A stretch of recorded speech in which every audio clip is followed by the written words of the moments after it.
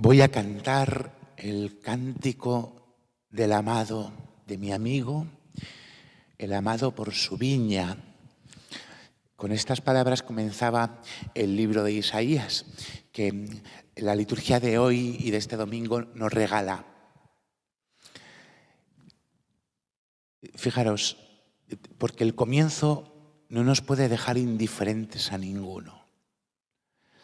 Se habla del amado, se habla de un cántico del amor, se habla de la viña, que ese amigo amado planta, y a continuación se empieza a hablar de la cantidad de cuidados con los que este propietario cuida su viña.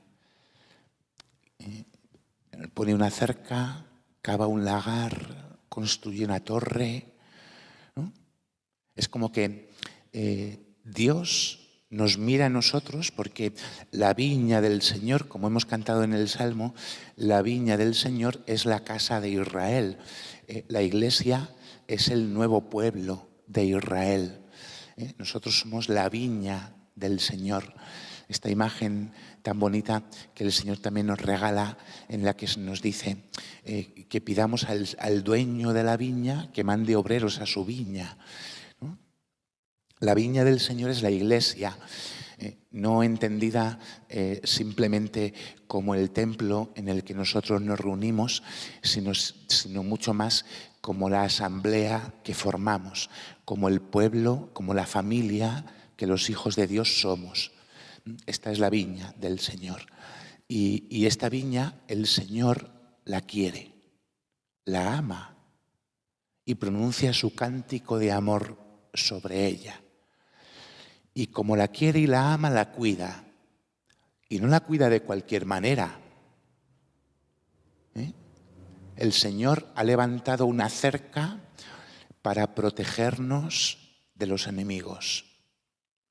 Pero no de los enemigos del cuerpo, sino fundamentalmente de los del alma, los que nos pueden apartar verdaderamente del amor del amado, que es el Señor.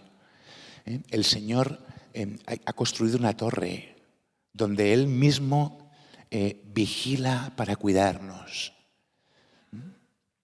Toda esta imagen nos tiene que ayudar no solamente a descubrir el gran amor que Dios nos tiene, sino también a enamorarnos nosotros de Él y a preguntarnos quién nos ha amado como Dios, quién nos cuida como Dios, ¿no? Decía el libro de Isaías, ¿podría hacerse algo más por mi viña de lo que yo no haya hecho? Luego el Señor en el Evangelio recupera esta imagen y fijaos que dice, el Señor les habló con otra parábola. Había un propietario que tenía una viña y empieza literalmente a reproducir el mismo Jesús las palabras del profeta Isaías que nosotros hemos escuchado, las mismas. De hecho, en el leccionario, en el libro de la palabra de Dios, aparecen entrecomilladas, porque son las mismas.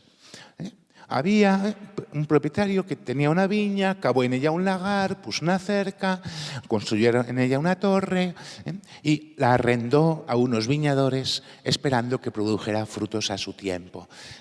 Y bueno, nos narra el Señor lo que se conoce como la parábola de los viñadores homicidas. Y fijaros que es verdad que esta parábola el Señor la cuenta en la época en la que Él habla a los jefes de Israel, a toda la clase de fariseos, saduceos, que de alguna forma gobiernan al pueblo judío.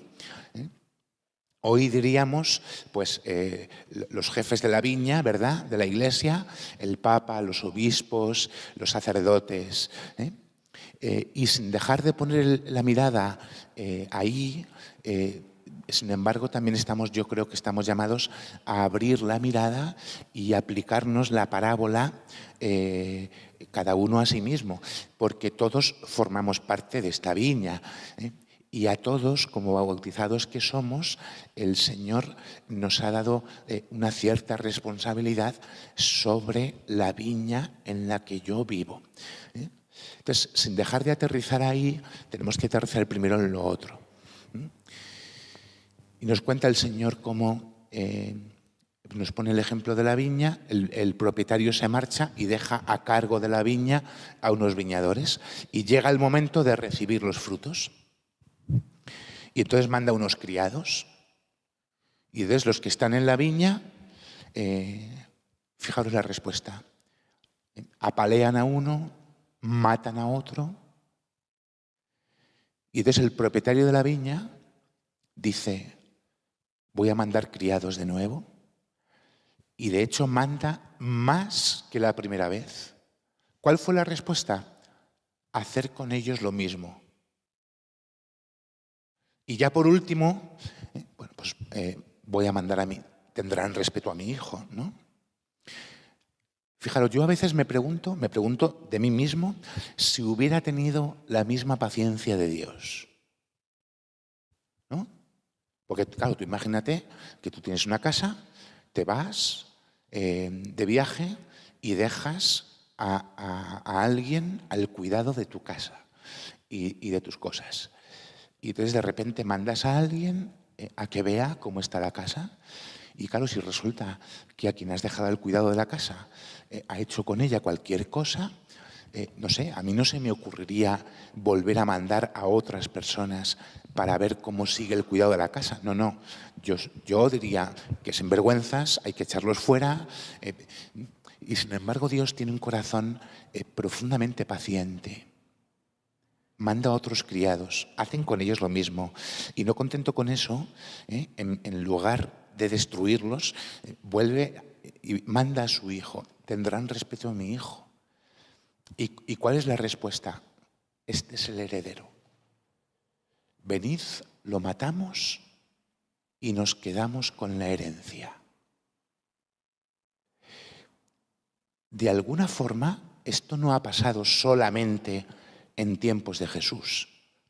Cuando Dios deja a cargo de su viña, que es su pueblo, a una serie de personas concretas que, movidos por sus intereses egoístas, hacen lo que les viene en gana y terminan matando al heredero, que es el hijo, para quedarse ellos con la viña, sino que de alguna forma esto ha vuelto a pasar, porque la palabra de Dios es viva, es eficaz, se cumple, ha vuelto a pasar a lo largo de la historia de la Iglesia.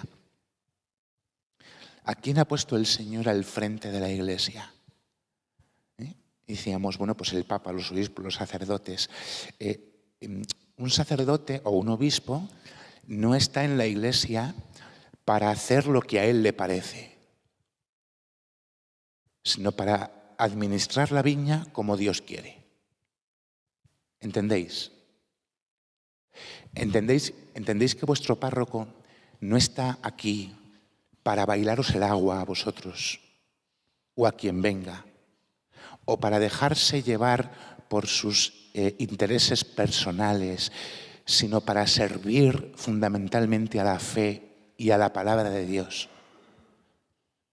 Y esto es un daño que nos ha hecho, esto es algo que nos ha hecho muchísimo daño en la Iglesia. Que a veces hemos dejado de servir a la fe y a la palabra de Dios por dejarnos llevar por criterios que son paganos, que son humanos, pero no divinos. De lo que se trata es de que prediquemos la palabra de Dios. Y por eso la Iglesia, en 2023 años de historia, no ha cambiado la esencia de su doctrina. No la ha cambiado y no la piensa cambiar, porque no es una doctrina que la Iglesia se haya inventado, sino que es una doctrina que ha brotado directamente de lo que Dios mismo nos ha revelado en su palabra. La Iglesia, en última instancia, no tiene autoridad para cambiar determinadas cosas. ¿Por qué? Porque hay cosas que las has recibido directamente de Dios mismo. Y por eso la Iglesia no se mueve en función de esta moda que sale, de la que sale después o de la que saldrá dentro de un tiempo. No se mueve por eso. Se mantiene fiel a una palabra que ha recibido y que Dios ha revelado de sí mismo. Y cuando la Iglesia se ha dejado llevar por eso, al final, ¿qué ha sucedido? Podéis ir a la historia y mirarlo. Se la ha pegado, pero vamos, el porrazo ha sido monumental. Monumental. ¿Cómo Dios ha hecho perseverar a la Iglesia?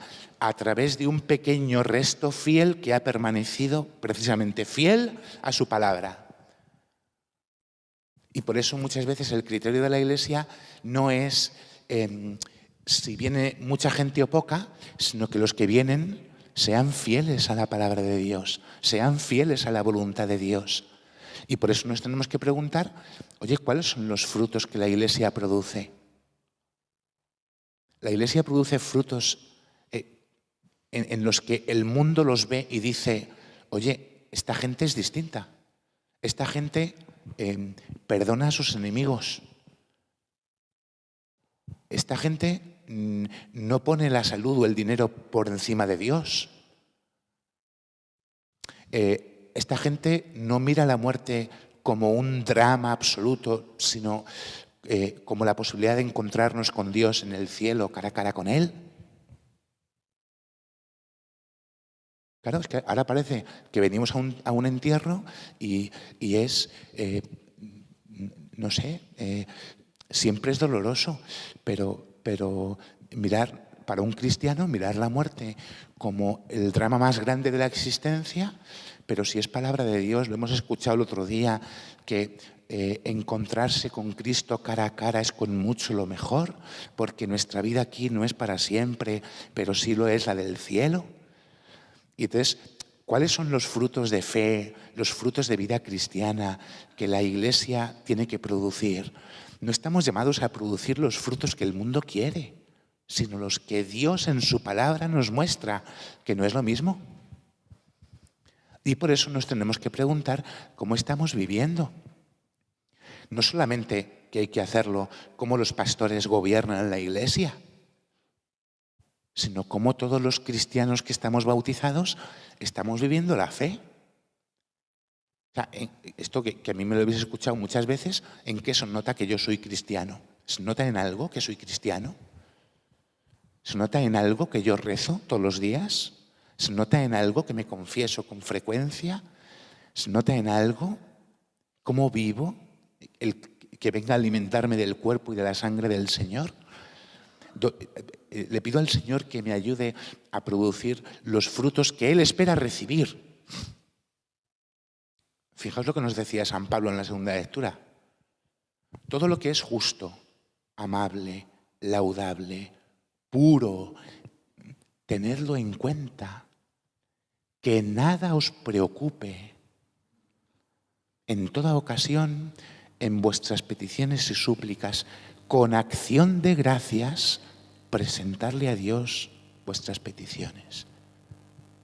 Quizás hoy es un buen día para que nos preguntemos si estamos viviendo esta palabra.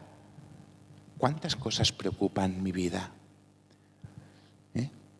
Que no es, oye, todo da igual, que nada te importe. No, es normal que haya cosas que generan una cierta preocupación. Es normal que un padre se preocupe por sus hijos, ¿verdad?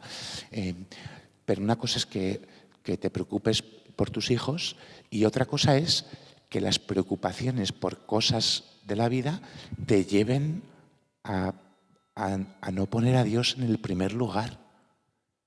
Porque decía el apóstol que cuando uno pone a Dios en el primer lugar, su paz custodia nuestros corazones.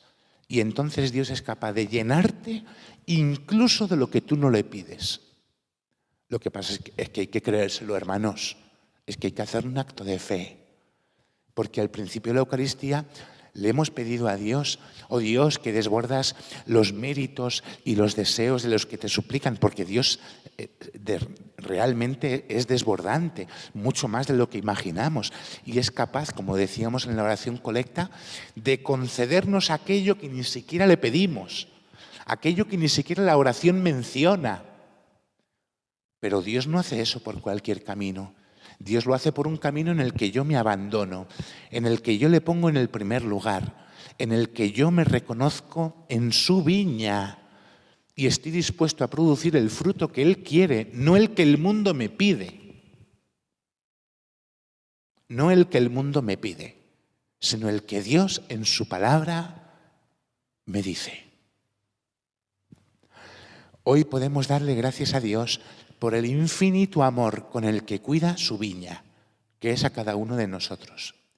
Y podemos pedirle que, apoyados en ese amor, nos ayude a mantenernos fieles a la viña, que es su casa. Porque a veces, fijaros, podemos correr el peligro de pensar, es que yo quiero que la iglesia sea así. Yo quiero que la iglesia sea así. Yo quiero que la iglesia haga esto. Nos hemos preguntado qué es lo que Dios quiere. ¿Cómo quiere Dios que estemos en su casa? Porque la iglesia no se ha inventado, de repente un día por la mañana se ha levantado y ha dicho, hay que hacer esto. No. Cuando la iglesia dice que hay que confesarse con frecuencia, que hay que vivir en gracia, que todo lo que enseña, no le enseña porque sí, sino porque nace de lo que Dios nos ha revelado, como decíamos antes. Y por eso la cuestión no es lo que yo espero de la iglesia, sino lo que Dios espera de mí en la iglesia, a la que cuida por caminos a veces insospechados con muchísimo cariño. Así nos cuida Dios a nosotros.